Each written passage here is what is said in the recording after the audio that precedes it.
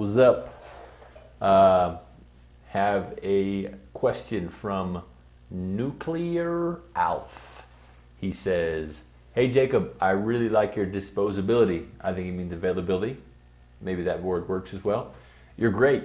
I want to know, how many times a week should I rest? With my tired muscles, actually I can't jump more than 20 inches. Good question. In fact, one of the biggest problems people have with increasing in the vertical leap is that it's not that they're over motivated, it's that they're under recovered. And a lot of times it's some of our most motivated athletes who just want to do so much. They want to do this program and that program, these exercises.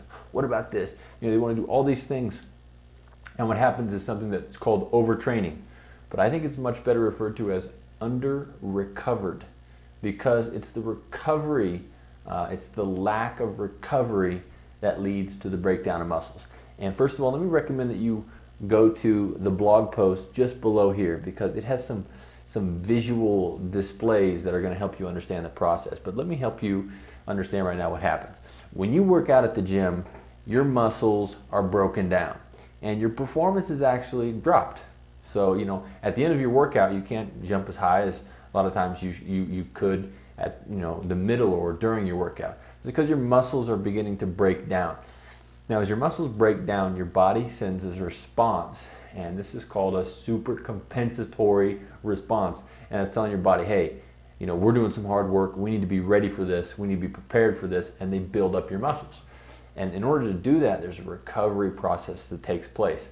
And recovery is different for muscles and tendons and your nervous system. So there's different aspects of recovery. So what happens is your muscles and performance get broken down and it goes down. Then as you recover, it goes up higher than it was before. Then it gets broken down again. It goes up even higher than before. And so if you don't recover, then you just kind of break them down, break them down, break them down, break them down, break them down, until you lead to demotivation, injury, etc., etc. So the whole key here is it's a cycle. So you got to break them down, and the recovery is actually when you get better, when you get stronger, when you get more explosive for most of the processes going on here, especially for strength. Your muscles literally have to recover the tissue in order to get stronger. It's things like technique, vertical jump technique.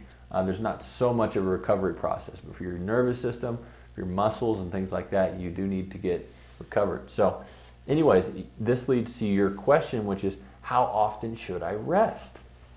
Maybe you've heard people say, never lift more than 3 times a week, or always need to rest this much. But it's going to depend for each individual. It's going to depend on your diet. It's going to depend on how much sleep you're getting. It's going to depend on how much extracurricular activity you're doing, in addition to your workouts. So you've got my workouts, maybe you're in season. So all this stuff is going to be in flux. So it sounds complicated, but it's actually really simple.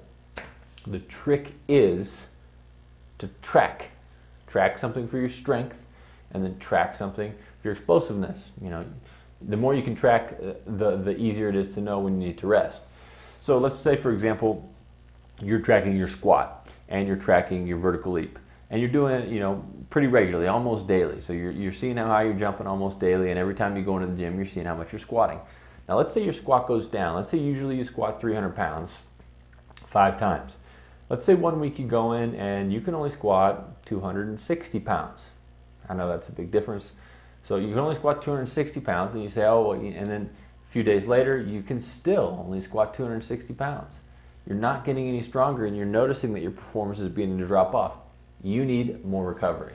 So for this person who's noticing that their strength is dropping off, you need to make sure that you're getting sleep, that you're getting the proper nutrition, that you're getting the proper rest and recovery, that you're doing things to help your muscles recover, such as stretching, foam rolling, and other things to get the blood flowing, because that blood flowing, it gets the nutrients into your muscles, etc. So anyways, you can see, when you see your performance begin to drop off and not go back up, it means you need that recovery period. It's going to be different for each individual. Individuals even have different ability to recover. So that's what you need to be aware of.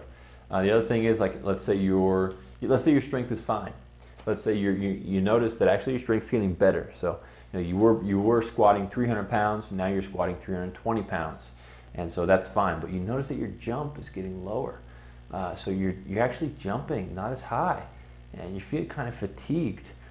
So your muscles seem to be recovering, and your strength is actually fine, but it appears that your nervous system is functioning and that your explosiveness is down. So you might need recovery for that as well. And that could also be, there could be many reasons that you're getting stronger, but not actually getting, jumping higher, using your strength to jump higher. But one of the reasons is because you're just burnt out. You're doing too much. Maybe for me, for example, right now I'm riding a lot. My bike is my main way of transportation here in Mexico City. And so it kind of burns me out sometimes because I'm just, my muscles are just kind of burnt from that. So anyways, you're starting to see here that as you're able to easily track and see your recovery, you can know when you need to add recovery time or when your recovery time is sufficient. So that's really the most objective way to do it. Otherwise, a coach is going to say, rest, work out 3 times, do this many times. But, really the only way to objectively know is to observe your performance, listen to your body, use that data, and then act upon it. So here is a little pitch for you. We have our own tracking app, and it's at www.jumpmanual.com/coaching.html.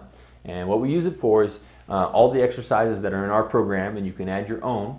You can say what you did today, what you did yesterday, and it will give you a graph. You can even give me, send these graphs to me, send this information to me. It will give you the information you can need to easily take a glance at it and say, oh, I see my performance is dropping. Why is that? And to decide whether or not it is your recovery. So anyways, I hope this kind of clarifies how you can begin to alter your recovery and exercise volume, because it's important. Ambitious people often under recover and all their hard work goes to naught. So anyways, hope this helped out. If you have questions, post them below. Word.